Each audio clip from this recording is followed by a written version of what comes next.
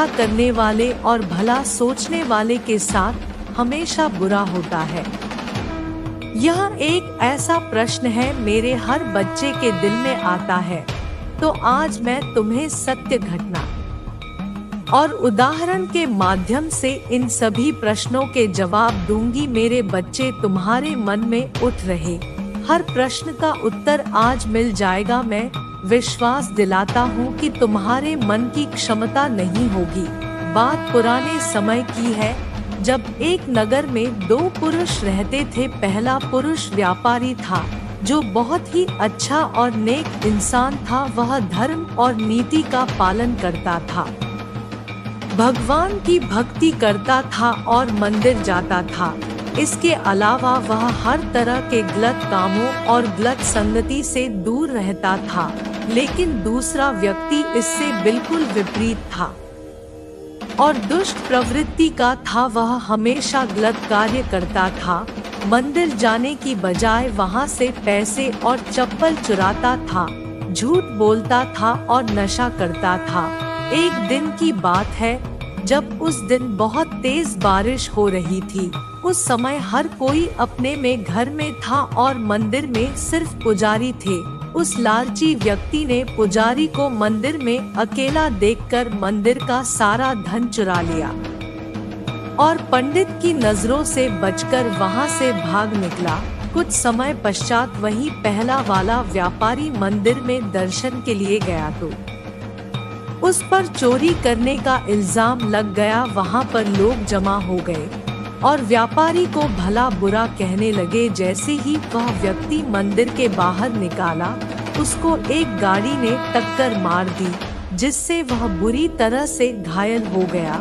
वापसी में जब व्यापारी अपने घर जा रहा था तो उसे वही दुष्ट व्यक्ति मिला। वह खुशी में झूमता हुआ जा रहा था और बोल रहा था कि आज तो किस्मत ही चमक गई, एक साथ इतना सारा धन हाथ लग गया। जब व्यापारी ने यह बात सुनी तो वह हैरान हो गया।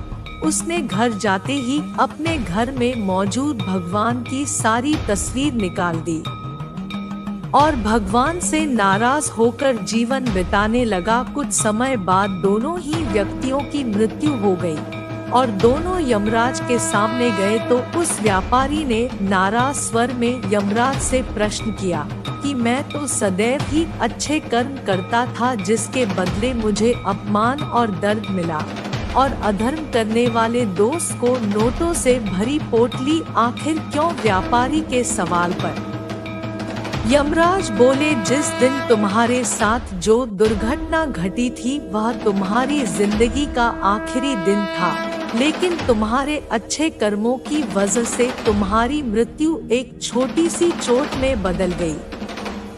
वहीं इस दोस्त को जीवन में राज्य मिलने की संभावनाएं थी, लेकिन इसके बुरे कर्मों के चलते राज्यों के एक छोटे से धन की पोटली में बदल गई। इस कहानी में मैंने तुम्हें क्या किस रूप में दिन दिखा रही हूँ, यह तुम्हें समझ नहीं आएगा, लेकिन अगर तुम अच्छे कर्म करते हो तो मेरी कृपा सदैव तुम पर बनी रहती है। मेरे प्रिय, तुम्हें कभी भी अपने कर्मों को बदलना नहीं चाहिए, क्योंकि तुम्हारे कर्मों का फल तुम्हें इसी जीवन में मिलता है, बस तुम्हें उसका पता नहीं चलता। मेरा आशीर्वाद सदा तुम्हारे साथ है। मेरे बच्चे, तुम्हें छल कपट नहीं आता है। तुम्हारे मन में जो बात होती है वही बात तुम्हारे जुबान पर होती है, चाहे वह बात कड़वी हो, पर तुम लोगों से हमेशा सच बोलना चाहते हो।